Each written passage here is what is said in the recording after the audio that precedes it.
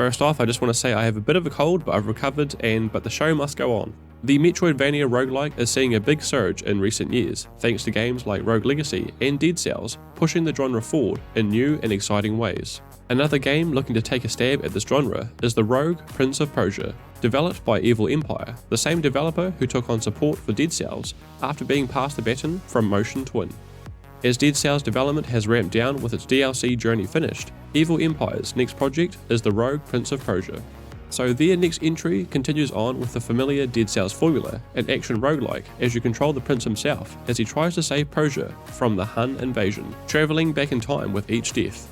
People familiar with roguelikes similar to the games that I mentioned before will be immediately familiar with this gameplay loop.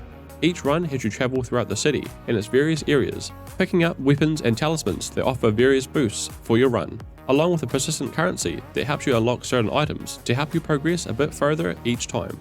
The Rogue Prince of Persia releases into early access on Steam on May 28th, but before this release I was granted access to a pre-alpha build that had the intro, 2 biomes leading into a boss. This offers about 2 to 3 hours dependent on your skill level, but provided a good overview of the game's formula, combat and how the game will play as it reaches its early access release. But first I'd like to say a quick thanks to today's sponsor, Awesome Remote Desktop. One thing I do love is being able to play games anywhere, anytime, and something that helps great with that is today's sponsor, Awesome Remote Desktop, and its fantastic game mode, allowing me to play games like No Rest for the Wicked at any time remote controlling my PC from my phone. Awesome just needs to be installed on both devices, log into the same account, add your device to the device list, and you're good to go for remote control. Awesome Remote Desktop is available on iOS, Android, and Windows, with links in description. Awesome Remote Desktop is available in 3 tiers. With the free tier, you can connect to your PC from your mobile device, allowing you to remote control and even transfer files. With me working in IT, this is very helpful if you forget to do something on your PC and need quick, reliable access. The Pro tier allows for Android phone support and CMD for more experienced PC users.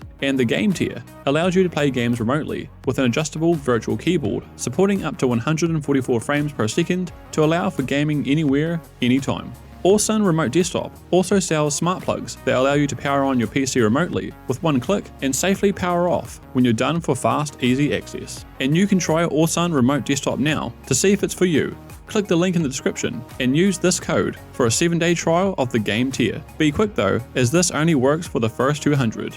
And if you enjoy it, Awesome Remote Desktop is having a sale with Game and Pro tiers, 40% off. Awesome Remote Desktop is a quick and easy way to play games remotely, and thanks to Awesome for sponsoring this video. So from the beginning, the Rogue Prince of Persia felt immediately familiar. A simple to grasp, hard to master combat system is important in games like this, and the Rogue Prince of Persia presents these systems very well. I have a main attack that changes in speed, effects and damage depending on the chosen weapon, along with a kick to stun. This kick can push enemies into each other, creating breathing windows, along with a ranged weapon with limited uses, combined with wall running and dodging to get out of harm's way fast. This straightforward simple setup clicks within the first few minutes and is key to this genre. Nothing felt unnatural and everything felt responsive and great. As I journeyed through these levels, I ran into a varied amount of enemies requiring different approaches. In between enemy groups, there are platforming sections where I had to navigate through things such as your usual spike labyrinths. Some off the beaten path areas with more difficult platforming sections gave me extra loot chests with the possibility to enhance my character. It is a bit of a simple formula that we have seen before in many other games, but it's a good starting block for the Rogue Prince of Persia. Along your many runs in Persia, you'll come across various talismans offering various effects. For example, kicking an enemy into another will cause a poison cloud to appear. You can have up to 4 talismans, and getting these talismans also has a puzzle slot element. Placing one next to another may increase the effectiveness on the one to the left, offering another level of experimentation and careful consideration of what gear you should aim for. As you travel, you'll also pick up strong weapons, a persistent currency that you can bank at various shrines to go towards permanent weapon and trinket unlocks.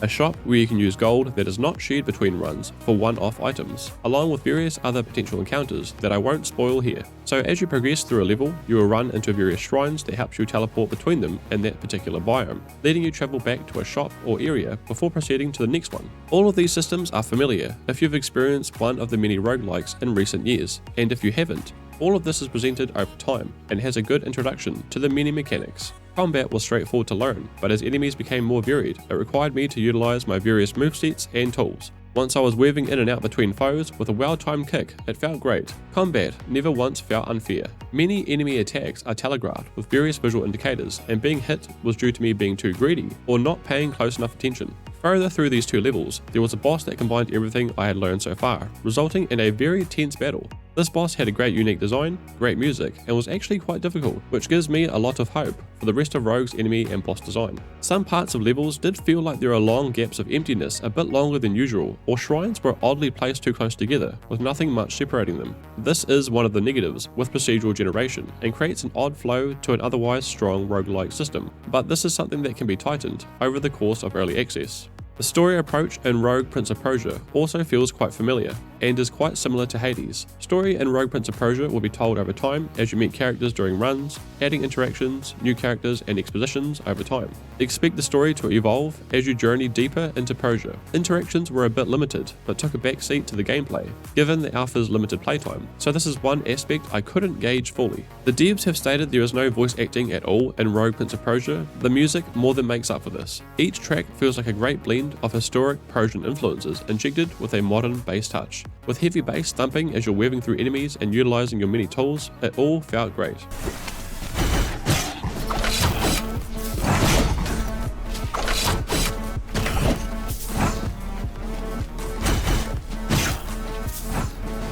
Combat with enemies all felt like it had a good sound response, and more sound effects will be realized as it reaches its 1.0 release, but the soundtracks, they're already in great shape. And if you haven't noticed already, the Rogue Prince of Persia has a unique art style that provides a very unique flair and visual identity. The Rogue is great to look at as you're running through Persia. Animations are well done as you're running along walls. The game ran very smooth, and I noticed no issues at all. This art style is a nice change and helps Rogue Prince of Persia separate it by its aesthetic alone in a genre that is getting very crowded in recent years. So all of this, the combat system, the looks, the great music, and its familiar loop, if a bit too familiar, results in a great package, and it'll be great to see what the Rogue can do to make it stand out even more. Evil Empire have stated that Rogue Prince of Persia may be in early access for about a year or so as they work in the game in conjunction with the community. And based off what we have seen so far and the previous experience working with Dead Cells, the Rogue Prince of Persia is in very good hands, and I will be keeping an eye on its journey as it makes its way to its 1.0 release.